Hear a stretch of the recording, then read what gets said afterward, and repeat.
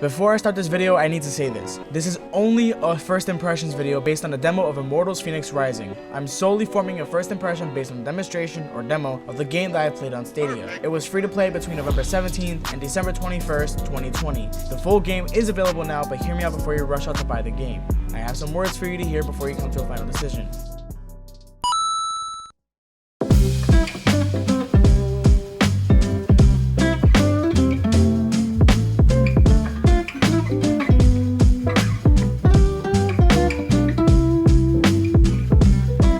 A festive person. Hell, it's December 19th that I'm recording this, and look, I got no decorations up besides the tree.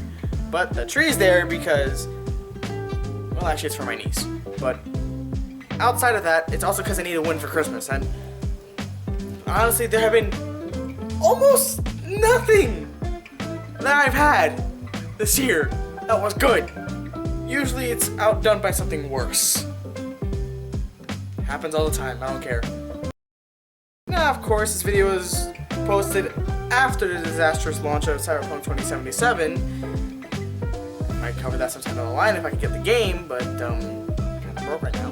But at least this game I can talk about because I played the demo. Yep, I am talking about Immortals Fenyx Rising.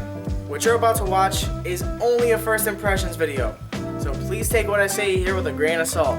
And just know I'm not biased about the game in any way because it's not an existing franchise. It's actually a completely new one that Ubisoft is making just out of nowhere. So yeah, there's no bias here, no child memories, nothing. Just the game and what I think about it. Think what you will. I promise you it's entirely not. What do you expect out of me, okay? I have a very high standard for quality. For Christ's sake, my favorite game is a freaking game on Dreamcast from 20 years ago. Anyways, consider this the Christmas special because I did not think anything through this year. I don't know how I have my channel going through this entire time, but surprisingly it's booming this time. How? What do you people see? No, but seriously, thank you guys so much for actually coming to my channel because I've seen a lot more growth this year than before because everyone's staying the hell at home. Please stick around, you might like the content I make. I have a ton more videos in production anyway. Meaning that I have 3 in the middle of writing. And also I might as well just give a few updates on certain things. First off, I actually built a whole PC. I didn't talk about this because I honestly could not figure out a way to speak about it. Not naturally, at least in this video. But I built a whole PC and this thing is not a beast, it's about as strong as me, let's be honest. But it's actually really cool because honestly speaking, I don't mind it. I mean, granted, yes, it's not as powerful as it could be, and I could do better, but with the budget I had and what I was willing to pay for, it was worth it.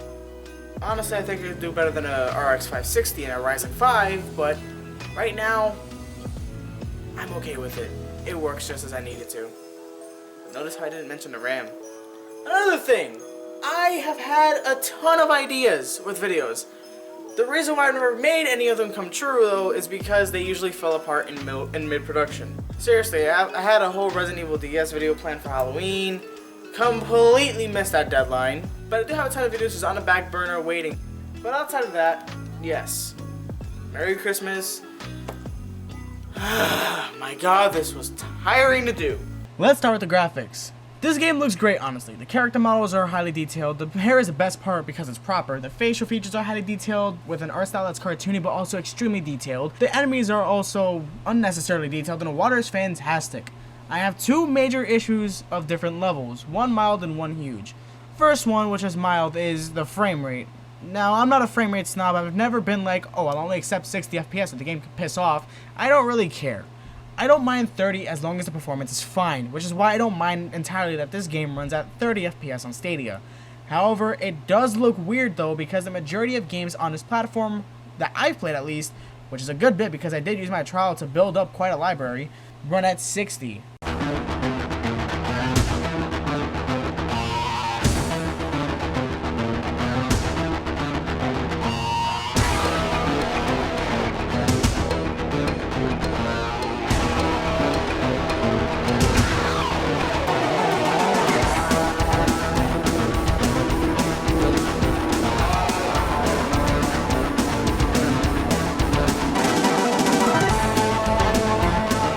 know why Ubisoft couldn't have set this demo to be at 60 FPS, but then again, it's not a huge deal to me.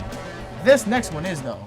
This one is with the HUD, more specifically the energy meter. This thing, I thought it was the health meter, but it's actually the stamina meter. That seriously annoyed me because I drowned within the first 5 minutes of my first playthrough. I didn't record it, sadly.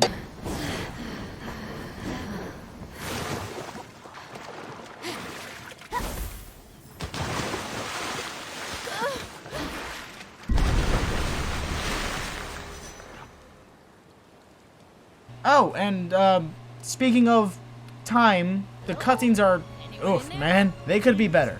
Visually, they're fine, but the voice acting leaves some to be desired. And lengthwise, these cutscenes are a little long, mostly because the voice acting is kinda bad. Overall, the graphics are great, the cutscenes somewhat disappoint, and the models are great.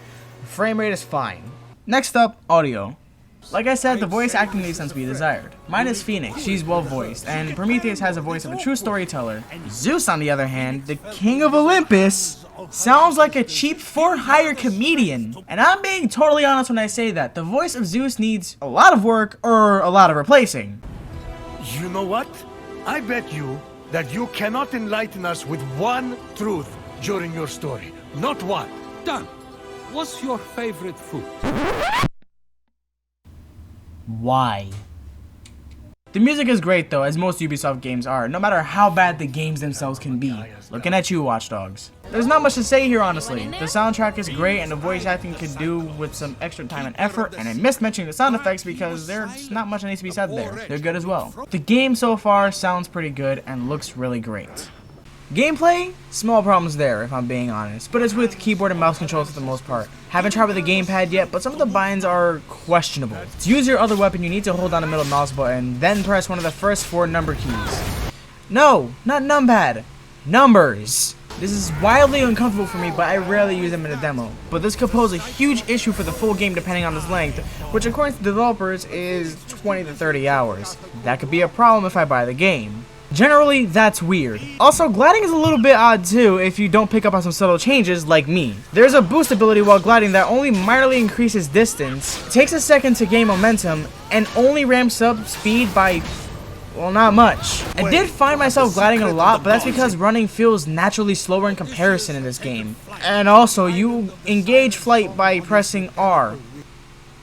Why not just hold the spacebar down instead? Or even better, use the middle mouse button for that. There's a lot of ways of how this could best be handled by default. Yeah, I know I can change the controls, but I'm a firm believer in not having to do that out of the gate, especially for a demo. Shockingly though, the fights are pretty challenging. I'm not good at most games like this, where you have to be strategic, so I set the game to easy, and it still managed to get me pretty damn good. I may have to play this on a higher difficulty in my own time, but I wouldn't count on it, because I might die within like the first 8 minutes again.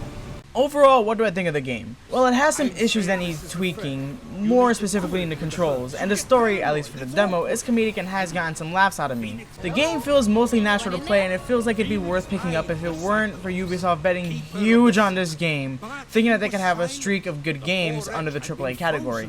Sadly, I don't think this game should have been treated like that. It's a nice elaborate adventure and it feels great, but it is nowhere near as fleshed out as their other franchises to be worth 60 bucks. So I feel like it is overpriced by at least $15, which to me is kind of a big deal.